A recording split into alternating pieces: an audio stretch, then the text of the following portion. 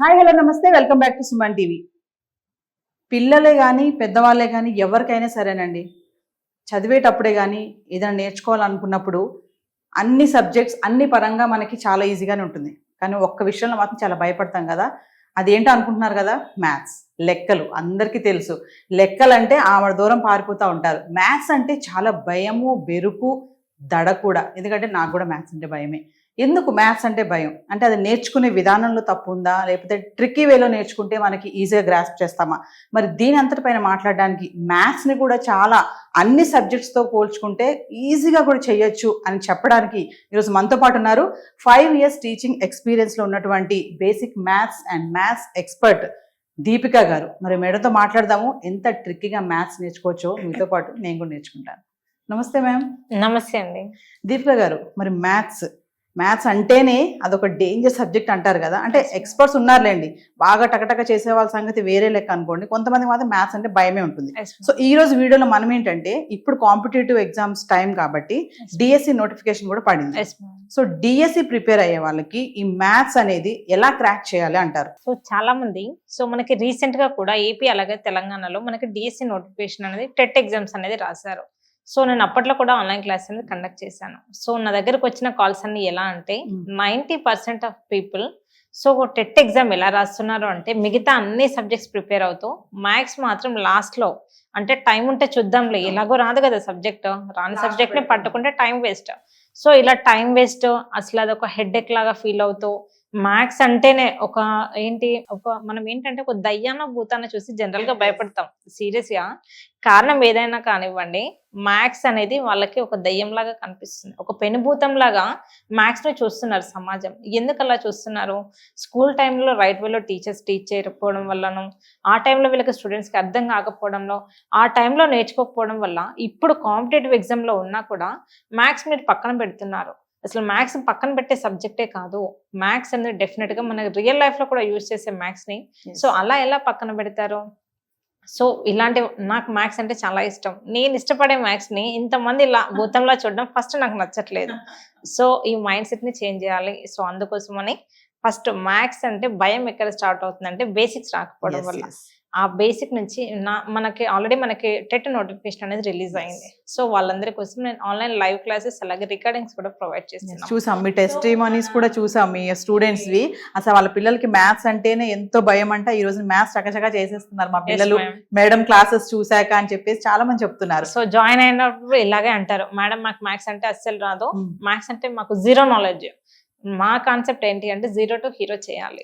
ఎవరైతే జీరో అంటున్నాడో వచ్చిన వాళ్ళకి సబ్జెక్ట్ చెప్పడం కాదు, రాని వాళ్ళనే మనం టాప్ లోకి తీసుకెళ్ళాలి. వచ్చిన వాళ్ళకి చెప్పడానికి చాలా ఇన్స్టిట్యూట్స్ ఉన్నాయి. ఎవరైతే రాని వాళ్ళని టార్గెట్ చేస్తుంటామో సో వాళ్ళని కంప్లీట్ గా మ్యాథ్స్ ఒక పిక్చర్లు అయిపోవాలి. సో మ్యాథ్సే వాళ్ళ ఫేవరెట్ అయిపోవాలి. సో ఆ రకంగా మనం లైవ్ క్లాసెస్ అనేది కండక్ట్ చేస్తున్నాము. సో డిఎస్సి ఆన్లైన్ క్లాస్ అనేది కండక్ట్ చేస్తున్నాము. సో ఎలా ఉంటుంది అంటే, ఫస్ట్ మన క్లాసెస్ అన్ని కూడా బేసిక్స్ తో స్టార్ట్ అవుతాయి. సో బేసిక్ వస్తే ఫస్ట్ మ్యాథ్స్ వచ్చు అన్న ఫీలింగ్ వస్తుంది. సో వచ్చు అన్న ఫీలింగ్ నుంచి ఎలాంటి క్వశ్చన్స్ అయినా ఫస్ట్ వాళ్ళు చదవడానికి ఇష్టపడతాడు. సో ఇలా step by step mind oriented process అనేది మన దగ్గర ఉంటుంది. జస్ట్ సిలబస్ కంప్లీట్ చేయడం కాకుండా, సో మీరు చేయగలరు, you can do any question, so 100% you can do it అనే ఒక పాజిటివ్ థాట్తో వాళ్ళు మోటివేట్ చేస్తూ క్లియర్గా క్లాసెస్ అనేది చెప్పడం జరుగుతుంది. సో మనకి సిలబస్లోకి వెళ్ళడానికంటే ముందు ఫస్ట్ 1 week బేసిక్ కోర్స్ అనేది ఉంటుంది. ఈ బేసిక్స్ వస్తేనే మనం క్వశ్చన్స్ చేయగలం. ఈ బేసిక్స్ రాకుండా జస్ట్ సిలబస్లోకి వెళ్ళడం వల్ల సో 100% క్వశ్చన్కి ఆన్సర్ అంతా సాల్వ్ చేస్తారో మనల్ని కన్ఫ్యూజ్ చేయడానికి, సపోజ్ మనకి ఏబిసిడి అనే ఆప్షన్స్ ఇస్తాడు. ఒకటి +1 ఇస్తాడు, ఇంకోటి -1 ఇస్తాడు. 1 వస్తుంది ఓకే, వాళ్ళకి ఈ ప్లస్ మైనస్ అని అక్కడ స్ట్రక్ అయిపోతారు. అక్కడ ఎందుకు స్ట్రక్ అవుతున్నారు? సైన్స్ పైన క్లారిటీ లేకపోవడం వల్ల, బేసిక్స్ పైన ప్రాపర్ నాలెడ్జ్ లేకపోవడం వల్ల. సో అంతా చేసి అలా మార్క్స్ పోగొట్టుకోవద్దు. కాబట్టి ఫస్ట్ టైం మనం 1 week బేసిక్స్ పైన నాలెడ్జ్ ఇచ్చిన తర్వాత, సో క్వశ్చన్ ఏదైనా కూడా ఆప్షన్స్, మనం ఎగ్జామ్ రాసాక చాలా మంది ఎగ్జామ్ ఎలా రాసావు అంటే బాగానే రాశాను అంటారు. ఎన్ని మార్క్స్ వస్తాయంటే కీ వచ్చాక చూద్దాంలే అంటారు. అలా ఎందుకు చెప్తారంటే, వాళ్ళ మీద వాళ్ళకి నమ్మకం లేదు. రాసాము, ఎలా రాసామంటే బై గెస్ కావచ్చు, ఏదో చేసామంటే చేసాం. కానీ మన స్టూడెంట్స్ ఎలా ఉంటారు అంటే, సీరియస్గా లాస్ట్ టైం క్లాసెస్ జరిగాయి కదా, వాళ్ళకి డే 1 నుంచి నేను చెప్పేది ఏంటంటే, క్వశ్చన్కి ఆన్సర్ మీకు తెలిసి ఉండాలి. టెక్స్ట్ బుక్లో రాంగ్ ఇచ్చినా కూడా కొన్ని ఆప్షన్స్ మనకు రాంగ్ వస్తూ ఉంటాయి.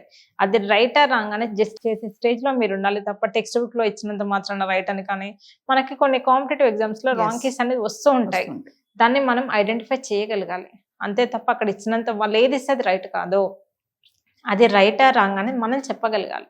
సో ఆ స్టేజ్ కి పిల్లల్ని తీసుకెళ్ళడం జరుగుతుంది అనమాట. అంటే మీరు ఇందాక అన్నారు కదా మేడం, మనము ఈజీది ముందు పెడతాము, టఫ్ సబ్జెక్ట్ లాస్ట్ లో పెట్టి ప్రాక్టీస్ చేస్తాం అన్నారు. సో మరి మ్యాథ్స్ అనేది ఖచ్చితంగా టఫ్ సబ్జెక్ట్ అని అనుకోవాలి. మరి దాన్ని ముందు పెట్టుకుని మనం ప్రాక్టీస్ చేయడం అనేది మ్యాథ్స్ ఎలా ఉంటుంది అంటే, మ్యాథ్స్ లో లాజిక్స్ ఉంటాయి. లాజిక్ అర్థం అవ్వనంత వరకు మ్యాథ్స్ హార్డ్. ఒక్కసారి మ్యాథ్స్ లో లాజిక్స్ అర్థమైతే మాక్సిమం మీరు ఏ బుక్ తీస్తారంటే మ్యాథ్స్ తీస్తారు. ఇది సీరియస్ గా ఒక డేలో ఎక్కువ నెంబర్ ఆఫ్ అవర్స్ మ్యాథ్స్ పైన కూర్చోడానికి ఇంట్రెస్ట్ చూపిస్తారు. రానంత వరకు ఏ బుక్ అయితే మీరు దూరంగా పెట్టారో, మన క్లాసెస్ కి జాయిన్ అయిన తర్వాత ఒక డేలో ఎక్కువ నెంబర్ ఆఫ్ అవర్స్ మ్యాథ్స్ చేస్తారు. ఇది షూర్ గా.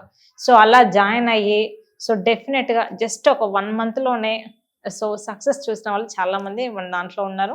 సో కావాలంటే వాళ్ళ టెస్టిమోనియల్స్ కూడా మనం సో దీపిక గారు, మీరు ఆన్లైన్ క్లాసెస్ అంటున్నారు కదా, అంటే ఎవరికి అండి, ఏ స్టేజ్ వాళ్ళకి మీరు ఈ ఆన్లైన్ క్లాసెస్ మీకు కండక్ట్ చేస్తారు? ఎవరు రావాలి అంటే స్కూల్ స్టూడెంట్సా, కాంపిటేటివ్ ఎగ్జామ్, ఇంటర్, డిగ్రీ, అన్ని కేటగిరీసా? సో మ్యాథ్స్ అంటే భయపడే వాళ్ళంతా కూడా నా స్టూడెంట్సే. దీనికి ఈ కాంపిటేటివ్ ఎగ్జామ్ కి రండి వీళ్ళని కాకుండా ప్రతి ఒక్కరికి ఏదో ఒక పాయింట్ దగ్గర వాళ్ళకి ఒక డౌట్ క్రియేట్ అయి ఉంటుంది. ఏదో ఒక సర్టన్ స్టేజ్ లో అది క్లారిఫై చేసే వాళ్ళు లేక దాన్ని కంటిన్యూ చేస్తాం. స్కూల్ స్టూడెంట్స్ కి మనం కండక్ట్ చేస్తాం అనుకోండి, ఇక్కడే వాళ్ళ డౌట్స్ క్లారిఫై అయిపోతాయి. మ్యాథ్స్ ఇష్టపడడం ఇక్కడే స్టార్ట్ చేస్తారు. స్కూల్లో చేయక అలా ఎలా చేస్తూ మనకి ఇంటర్ వరకు వస్తారు కొంతమంది. ఇంటర్లో కూడా సాల్వ్ ఇప్పుడు ఎలా ఉన్నాయంటే కాంపిటేటివ్ ఎగ్జామ్, ఇప్పుడు స్కూల్స్, ఇన్స్టిట్యూట్స్ ఇవన్నీ కూడా జస్ట్ సిలబస్ మాత్రమే కంప్లీట్ చేస్తున్నారు. ఎంతసేపు సిలబస్ కంప్లీట్ చేయాలి? ఇప్పుడు ఎన్ని అవర్స్ కూర్చోబెడుతున్నాం పిల్లలకి, ఎన్ని టెస్ట్లు పెడుతున్నాం? ఒక్క టెస్ట్ లో అయినా వాళ్ళు రాస్తున్నారు. ఎంతమందికి సబ్జెక్ట్ వస్తుంది? నిజంగా స్కూల్లో, కాలేజీలో సబ్జెక్టే వాళ్ళకి వస్తే ట్యూషన్కి ఎందుకు వెళ్ళాలి? ఇది నా పాయింట్.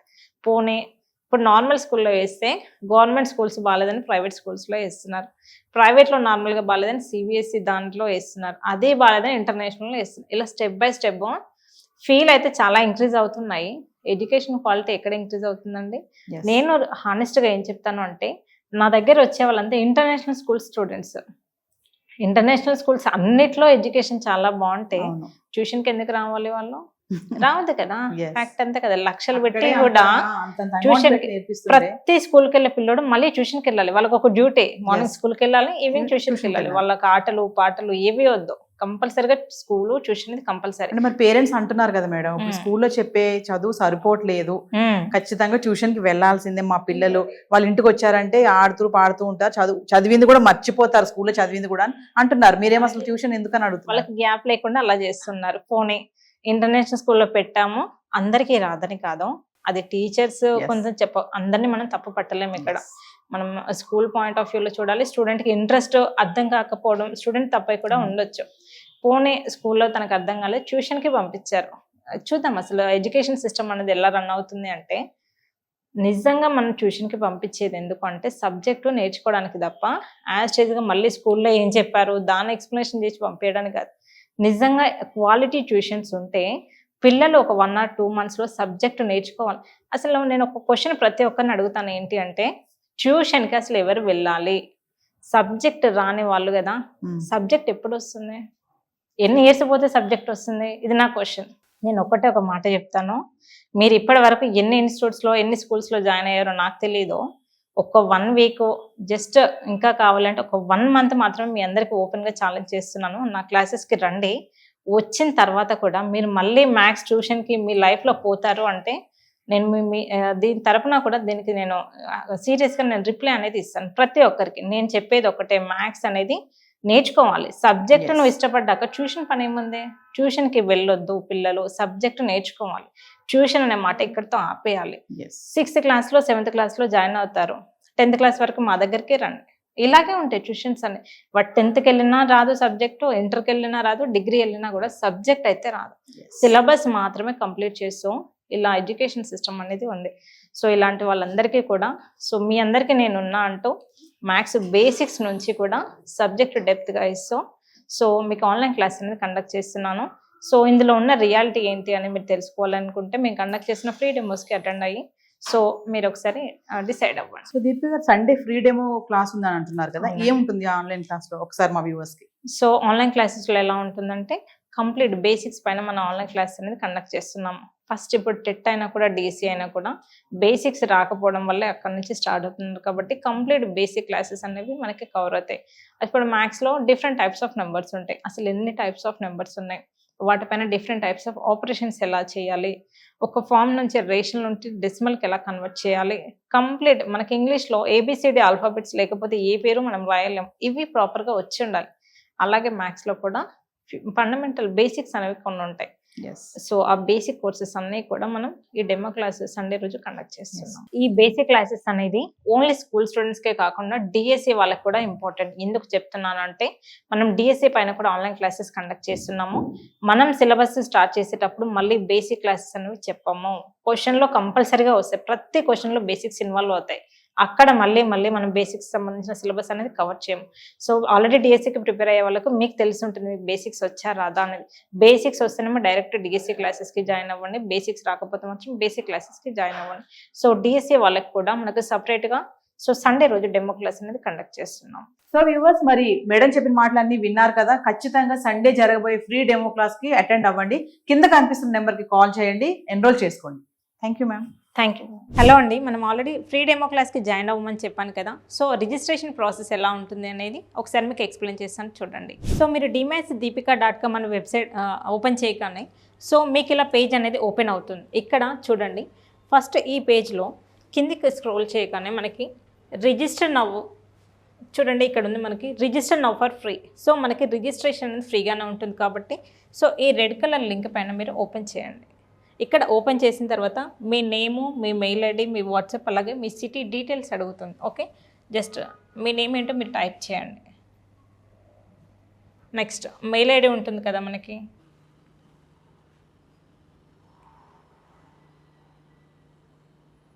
అలాగే మీ మొబైల్ నెంబర్ ఏదైతే ఉంటుందో మీ వాట్సాప్ ఉండాలి దానికి కంపల్సరీగా. ఓకే, నెక్స్ట్ సిటీ, మీరు ఏ ప్లేస్ నుంచి జాయిన్ అవుతున్నారు. ఈ డీటెయిల్స్ అన్ని ఫిల్ చేసిన తర్వాత మనకి ఇక్కడ సబ్మిట్ అనే ఆప్షన్ ఉంటుంది. ఓకే, సబ్మిట్ కొట్టండి. నెక్స్ట్ సబ్మిట్ అని కొట్టిన తర్వాత కంగ్రాచులేషన్స్ అని ఇలా కంపల్సరీగా రావాలి. ఇలా వచ్చిన తర్వాత కింద చూడండి join our WhatsApp community. So దీనిపైన మనం క్లిక్ చేయాలి. సో ఇలా క్లిక్ చేసిన తర్వాతే సో మీరు కమ్యూనిటీ గ్రూప్ అనేది జాయిన్ అవుతారు. ఓకే, సో ఇలా మీరు కంపల్సరీగా కమ్యూనిటీ గ్రూప్కి జాయిన్ అవ్వమని అక్కడ లింక్ ఓకే చేసిన తర్వాత మాత్రమే మీరు మా గ్రూప్ అనేది జాయిన్ అవుతారు. సో మనకి డెమో క్లాస్కి సంబంధించిన జూమ్ లింక్ అనేది కూడా మేము ఆ గ్రూప్లోనే సబ్మిట్ చేస్తాము. ఓకే, సో ఇంట్రెస్ట్ ఉన్న వాళ్ళంతా కూడా ఎలాగో ఫ్రీనే కాబట్టి సో తప్పకుండా డెమో క్లాస్కి జాయిన్ అవ్వండి. చూసారు కదండి, రిజిస్ట్రేషన్ ప్రాసెస్ అంతా కూడా క్లియర్గా ఎక్స్ప్లెయిన్ చేశాము. సో మీ డీటెయిల్స్ అన్ని ఫిల్ చేసిన తర్వాత join to WhatsApp community group అనేది క్లియర్గా ఉంటుంది. అది ఓకే చేస్తే మాత్రమే మీరు కమ్యూనిటీ గ్రూప్ అనేది జాయిన్ అవుతారు. ఓకే, సో ఈ వీడియో కింద డిస్క్రిప్షన్ లింక్లో క్లియర్గా ఈ ప్రాసెస్ అంతా కూడా మేము ఇస్తాము. సో ఇంకా ఏమైనా డౌట్స్ ఉంటే కింద స్క్రోల్ అవుతున్న నెంబర్కి కాల్ చేసి సో మా ఫ్రీ డెమో క్లాస్కి జాయిన్ అవ్వండి. Thanks for watching this video.